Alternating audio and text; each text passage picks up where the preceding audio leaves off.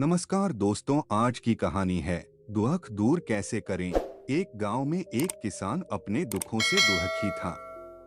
किसी ने उस किसान को बताया कि तुम अपने दुखों की। दोस्तों, कई बार हमारे जीवन में बहुत सारी कठिनाइयां दुख आते हैं और हमें लगता है कि यह दुख सिर्फ हमें ही है और हम उस दुख को लेकर आत्महत्या करने की कोशिश करते हैं।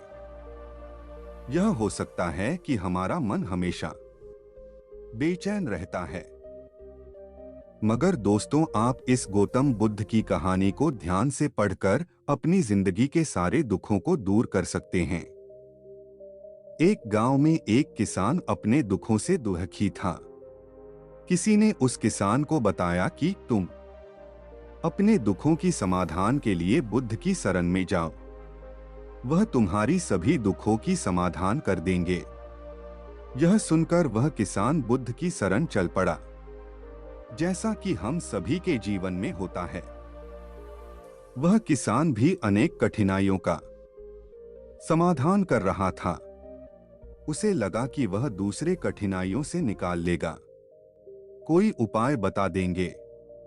वह किसान बुद्ध के पास पहुंचा और उसने बुद्ध से कहा, हे बुद्ध, मैं किसान हूं, मुझे खेती करना अच्छा लगता है, लेकिन कभी भी वर्षा पर्याप्त नहीं होते और मेरी फसल बर्बाद हो जाती है। पिछले साल भी मेरे पास खाने को कुछ नहीं था और इस साल जब मैंने फसल बोई तो इस बार बहुत अधिक वर्षा हुई, जिसके कारण मेरी फसल को नुकसान पहुंचा।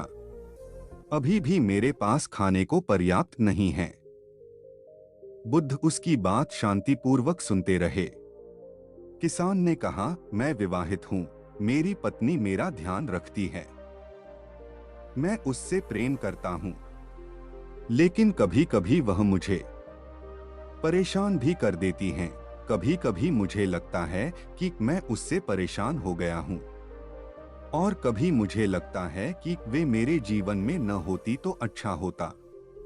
मेरे बच्चे भी हैं, वे भोले हैं, पर कभी कभी वे मेरी अवज्ञा कर देते हैं और कभी तो वे मेरी बात नहीं मानते, तो मुझे ऐसा लगता है कि मानो वह मेरे बच्चे ही ना हो। किसान ऐसी ही बातें बुद्ध से करता गया और एक एक करके अपने सभी घटनाओं को बुद्ध को बताया। उसके जीवन में बहुत सारे समस्याएं थी। बुद्ध ध्यानपूर्वक उसकी इन समस्याओं को सुनते गए। बुद्ध ने एक शब्द न कहा और वह बताता चला गया। आखिरकार बताते बताते उसके पास बताने के लिए कोई और अधिक समस्या ना बची। अपना मन हल्का कर लेने के बाद वह चुप हो गया और प्रतीक्षा करने लगा कि बुद्ध उसे कुछ बताएंगे, लेकिन बुद्ध कुछ भी ना बोले। उसने बुद्ध से कहा कि मैं आपके पास आया हूं, क्या मेरे समस्या का समाधान करेंगे? बुद्ध बोला, मैं तुम्हारी कोई मदद नहीं कर सकता। किसान ने अचंभित होकर कहा, यह क्या कह रहे हैं आप? सभी कहते हैं कि आप सभी के दुखों का निवारण कर देते हैं, तो क्या आप मेरी दुखों का निवारण नहीं करेंगे? इसलिए क्या मैं एक गरीब किसान हूं? बुद्ध ने कहा, सभी के जीवन में कठिनाइयां हैं, तुम्हारे जीवन में कोई कठिनाइयां नहीं है। यह कठिनाइयां तो सभी के जीवन में आती है और जाती है।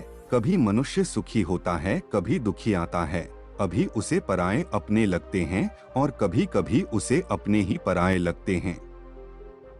यह जीवन चक्र है, इनसे कोई नहीं निकल सकता। वास्तविकता यह है कि हम सबके जीवन में 83 कठिनाइयां हैं। मेरा, तुम्हारा और यहाँ उपस्थित हर व्यक्ति का जीवन समस्याओं से ग्रसित है। तुम इन 83 समस्याओं का समाधान नहीं कर सकते, कोई नहीं कर सकता। जीवन का कोई भरोसा नहीं है।